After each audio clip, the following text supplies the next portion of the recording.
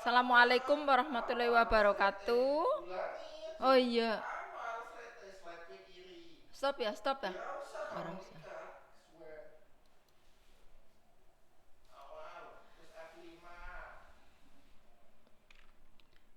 Assalamualaikum warahmatullahi wabarakatuh. Ah, kayak supervisi. Assalamualaikum warahmatullahi wabarakatuh. Selamat pagi anak-anak. Kabarnya baik ya. Walaupun dalam keadaan pandemi, kalian tetap semangat, selalu jaga kesehatan. Pada pertemuan pagi ini sebelum kita mulai pembelajaran, mari kita awali dengan doa bersama. Berdoa selesai. Hari ini yang tidak hadir siapa? Ya, terima kasih Bu sudah catat. Berarti yang hadir kali ini adalah anak-anak yang rajin. Mudah-mudahan yang hari ini tidak hadir cepat sehat gitu. Kemudian untuk pembelajaran pada pagi hari ini materinya yaitu pesawat sederhana. Kemarin Ibu sudah pesankan kalian untuk mempelajari sebelumnya yaitu materi pesawat sederhana KD3 kelas 8 semester 1. Pada materi pesawat sederhana sudah kalian pelajari waktu kalian kelas 5 SD. Tetapi waktu di SD baru sebatas mengenal alat dan contoh-contohnya dalam kehidupan sehari-hari. Untuk yang materi pesawat sederhana di SMP sudah meningkat yaitu dengan memperkenalkan persamaan matematis atau rumus.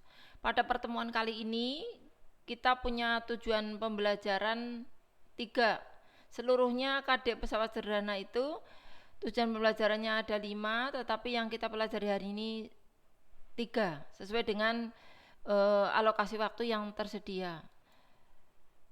Baiklah, tujuan pembelajaran pada pertemuan kali ini yaitu mendefinisikan pengertian pesawat sederhana, kemudian menyebutkan macam-macam pesawat sederhana.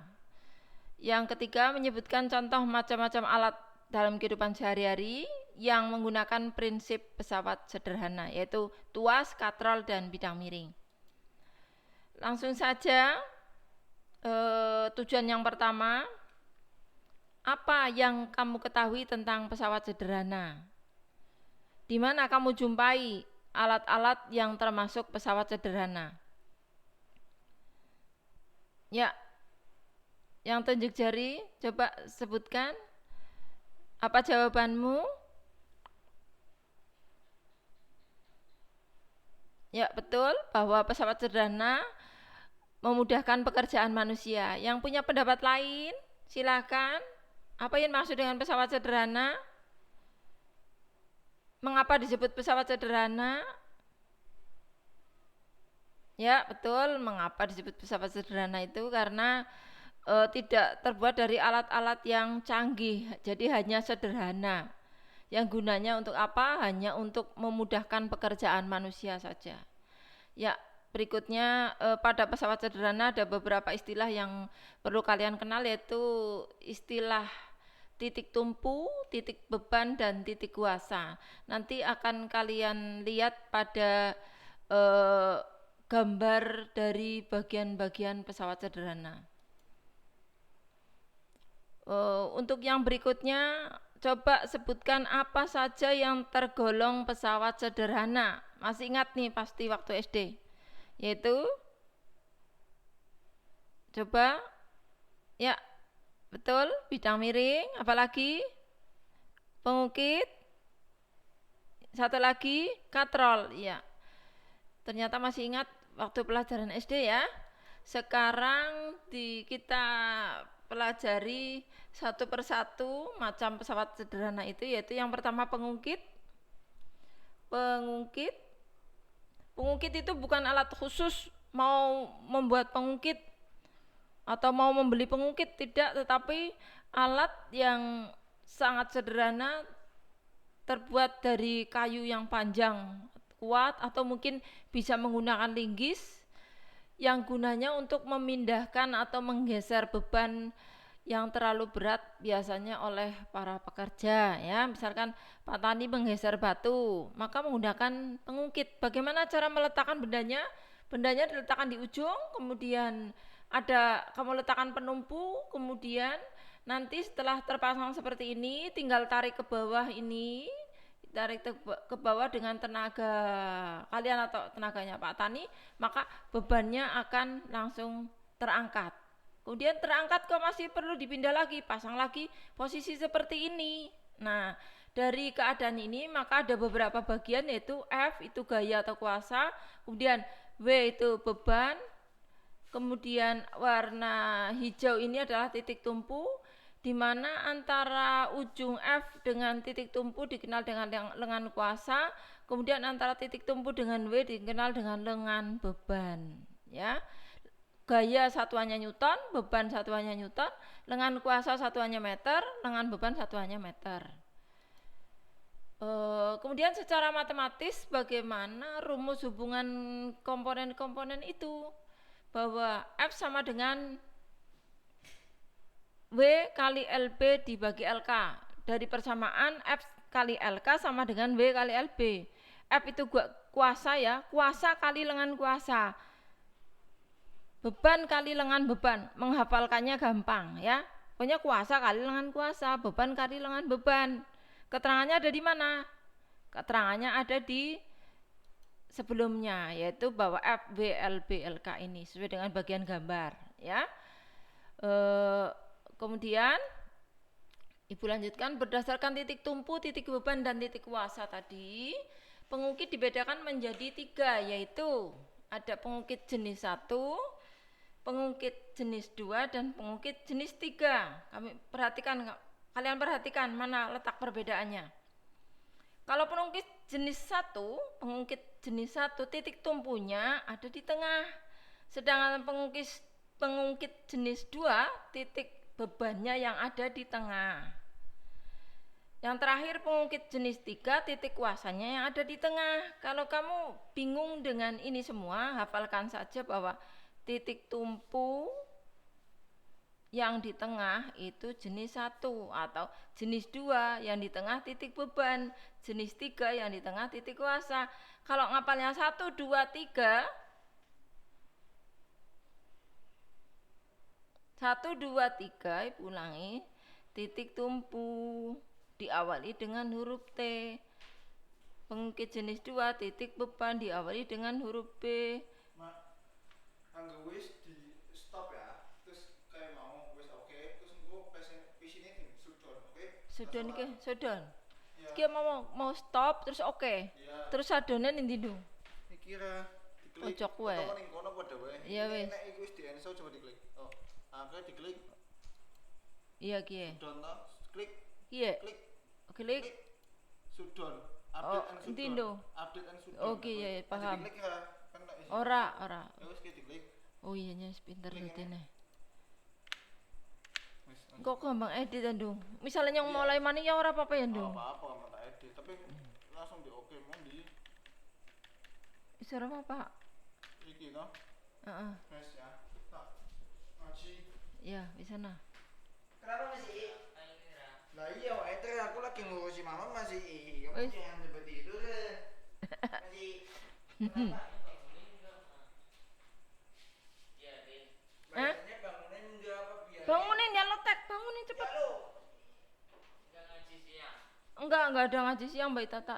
Iya ditakoni. Berdasarkan posisi titik tumpu, titik beban, dan titik kuasa, pengungkit dibedakan menjadi 3, yaitu pengungkit jenis 1, pengungkit jenis 2, dan pengungkit jenis 3. Silakan kalian perhatikan letak perbedaannya. Ya, perhatikan dulu sebentar. Kemudian kamu lihat contohnya, diantaranya apa saja. Coba sekarang dari ketiga jenis pengungkit ini, Bagaimana cara membedakannya? Ya, bagus sekali. Bahwa jenis 1 2, kalau pengukit jenis 1 berarti yang titik tumpunya ada di tengah. Di tengah itu ya otomatis berada antara titik beban dan titik kuasa. Sedangkan yang jenis 2 yang bebannya di tengah, gampang kan? Yang pengukit jenis 3 yang kuasanya ada di tengah. Sekarang udah langsung hafal ya? Langsung paham ya? Yang titik tumpunya di tengah jenis 1, yang titik bebannya di tengah jenis 2, yang titik kuasanya di tengah jenis 3. Adapun contohnya sudah pernah kamu lihat semua ini. Mungkin yang jarang dilihat adalah pemecah kemiri ini, yang belum pernah dilihat. Gerobak dorong, pernah lihat gerobak dorong? Nih Ibu tunjukkan gerobak dorong. Ya, Ibu tunjukkan gerobak dorong.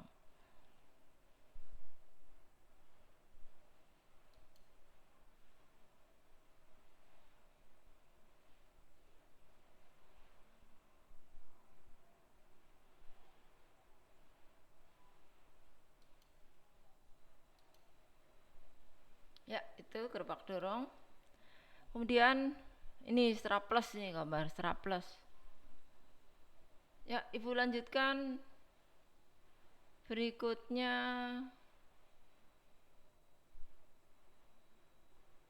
ini. Yang berikutnya keuntungan mekaniknya tuas nih. KM sama dengan W per F sama dengan LK per LB. LK itu apa tadi? Lengan kuasa, LB adalah lengan beban. Ya, itu yang ini. Bidang miring itu apa? Bidang miring itu alat yang berupa papan miring. Jadi tidak dibuat khusus seperti tadi pengungkit, berupa papan atau bidang yang dibuat miring. Hal itu bertujuan untuk memperkecil usaha saat memindahkan beban yang berat, ya. Bagian-bagiannya seperti kamu lihat di gambar, ada H, ada W, ada S, ada F. Sudah cukup jelas. F itu gaya, W itu beban, H itu tinggi, sedangkan S adalah panjang bidang miring. Ya, Ibu lanjutkan berikutnya.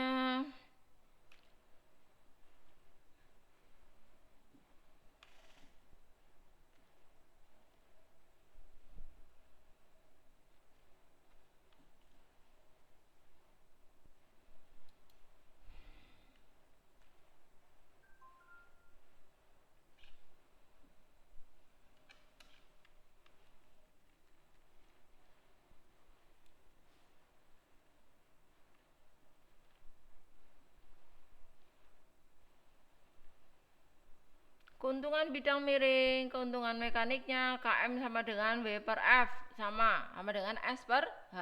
Contoh bidang miring dalam kehidupan sehari-hari, kamu lihat. Ya, ada tangga rumah tingkat, ada jalan di pegunungan dibuat berkelok-kelok, ada pisau, ada kampak, ada sekrup. Ya, bisa kamu lihat ini. Ini adalah beberapa contoh dari bidang miring. Selanjutnya katrol yang terakhir ya. Katrol ini contoh konkretnya ini. Ibu kemarin foto di desanya Hafida ini. Di desanya Hafida Ibu moto langsung katrol biar kamu jelas oh kayak gini katrol. Nah, bagian-bagiannya kamu bisa lihat di gambar ini. Ada A, ada B, ada O.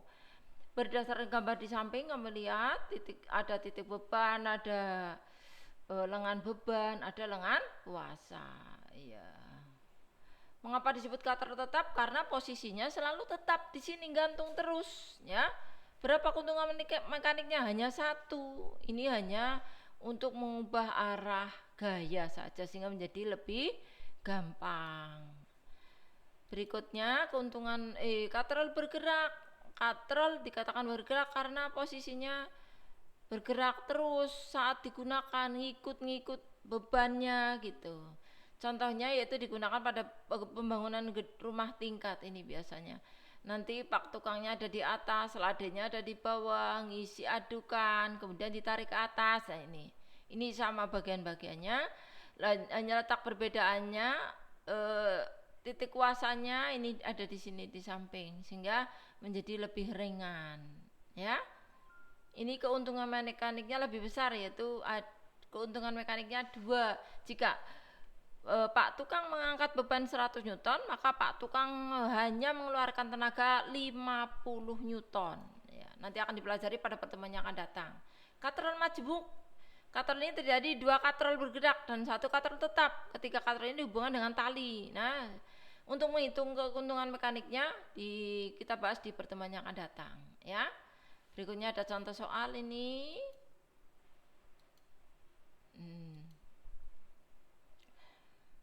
Latihan soal. Seorang anak mengungkit batu terlihat pada gambar berikut. Berapa besarnya kuasa yang diperlukan agar anak itu dapat mengungkit batu? Nah ini kamu lihat cara mengerjakannya bagaimana. Nanti untuk tugas kamu pada pertemuan yang akan datang harus sudah dikerjakan.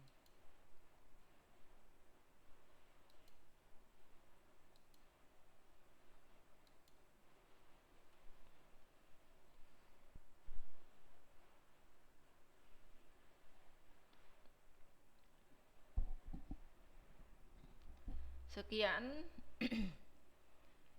pertemuan pada pagi hari ini. Kalian pelajari apa yang sudah Ibu terangkan tadi. Mudah-mudahan nanti pas ulangan kalian bisa mengerjakan, dan PR-nya tolong dikerjakan, ya. Materi berikutnya saya akhiri. Wassalamualaikum warahmatullahi wabarakatuh.